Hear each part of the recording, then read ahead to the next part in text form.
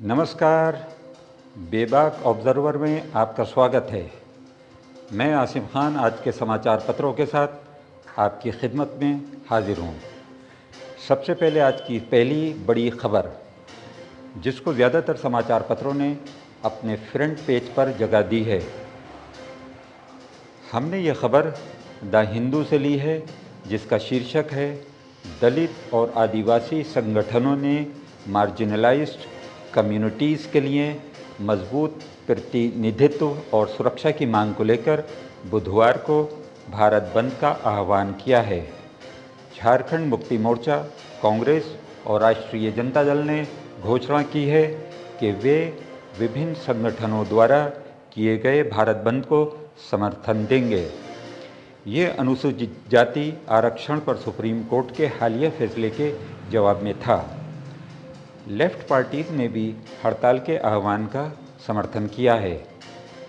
National confederation of Dalit and Adivasi organisations ने मांगों की एक सूची जारी की है, जिसमें अनुसूचित जातियों, अनुसूचित जनजातियों और अन्य पिछड़े वर्गों के लिए न्याय और समानता की मांग शामिल है। भारत बंद का असर बिहार में भी देखने को मिल रहा है। यहाँ पटना में भयंकर बवाल हुआ है। यहाँ बंद समर्थक पुलिस से भिड़ गए। पुलिस ने बंद समर्थकों पर लाठीचार्ज किया है। और अब बिजनेस टुडे ने बदलापुर यौन उत्पीड़न मामले को प्रमुखता से कवर किया है। खबर का शीर्षक है एसआईटी का गठन, उद्धव ठाकरे ने फास्ट ट्रैक जांच की मांग की। हजारों लोगों ने विरोध प्रदर्शन किया। शिवसेना यूबीटी प्रमुख उद्धव ठाकरे ने बदलापुर मामले की तेज़ी से सुनवाई करने और पीड़ितों को तेज़ी से न्याय सुनिश्चित करने की मांग की है। बदलापुर में मंगलवार को 3 और 4 साल की 2 किंडरगार्टन लड़कियों के साथ उनके स्कूल में एक सफाई कर्मचारी द्वारा यौन शोषण के बाद बड़े पैमाने पर विरोध प्रदर्शन हुआ। गुस्साए लोगों ने स्कूल में तोड़फोड़ की और ट्रेन सेवाओं को बाधित किया। प्रशासन ने वहां इंटरनेट सेवाएं निलंबित कर दी हैं।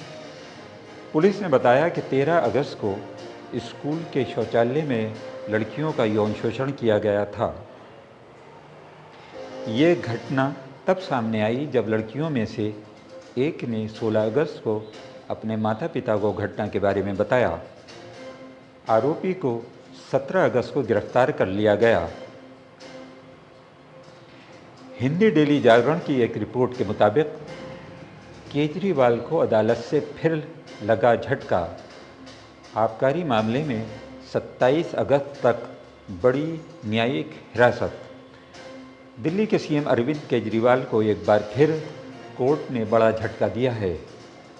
मुख्यमंत्री केजरीवाल की न्यायिक हिरासत अब 27 अगस्त तक के लिए बढ़ा दी गई है।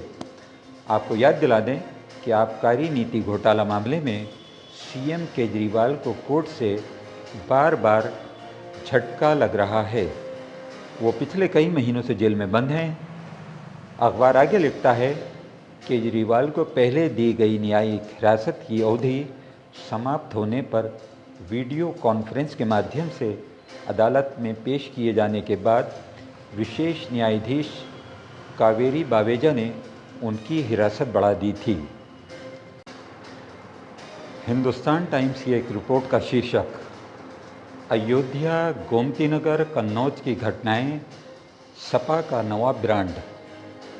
UP chief minister Yogi Adityanath Indira Gandhi प्रतिष्ठान में एक दिवसीय कार्यशाला में पार्टी पदाधिकारियों और कार्यकर्ताओं को संबोधित कर रहे थे। ये 1 सितंबर से शुरू होने वाला बीजेपी का सदस्यता अभियान था।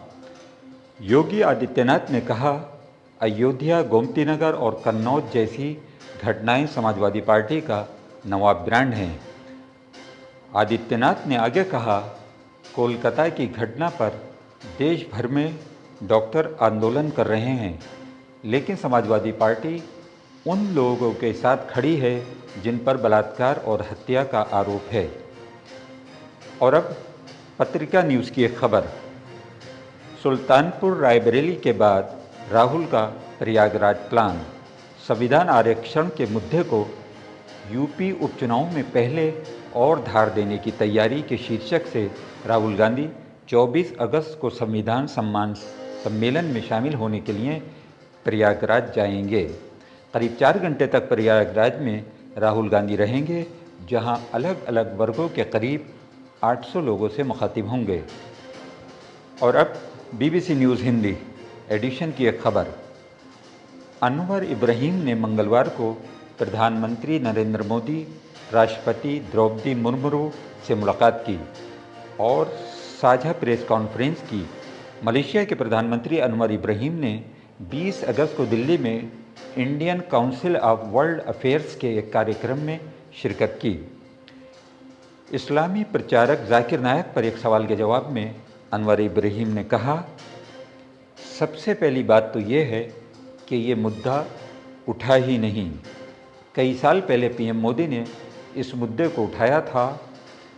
मैं किसी एक शख्स की बात नहीं कर रहा, बल्कि अतिवाद की भावनाओं की बात कर रहा हूँ, जिसमें किसी ठोस मामले में ऐसे सबूत हों जो बताते हों कि इसमें किसी व्यक्ति या संगठन ने कुछ अत्याचार या गलत किया है।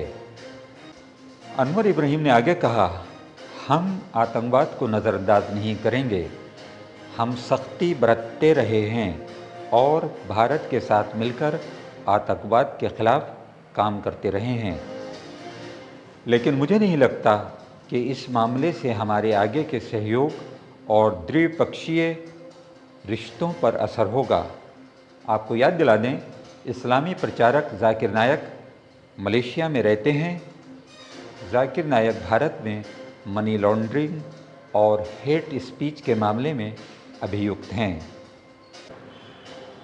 बिजनेस स्टैंडर्ड की एक रिपोर्ट के मुताबिक पूर्व सांसद इम्तियाज़ जलील ने कहा है कि AIMIM भारतीय जनता पार्टी को हराने के उद्देश्य से महाराष्ट्र में विपक्षी महाविकास आघाड़ी गठबंधन के साथ हाथ मिलाने के लिए तैयार है, जो वर्तमान में 2 अन्य दलों के साथ राज्य में शासन कर रही है।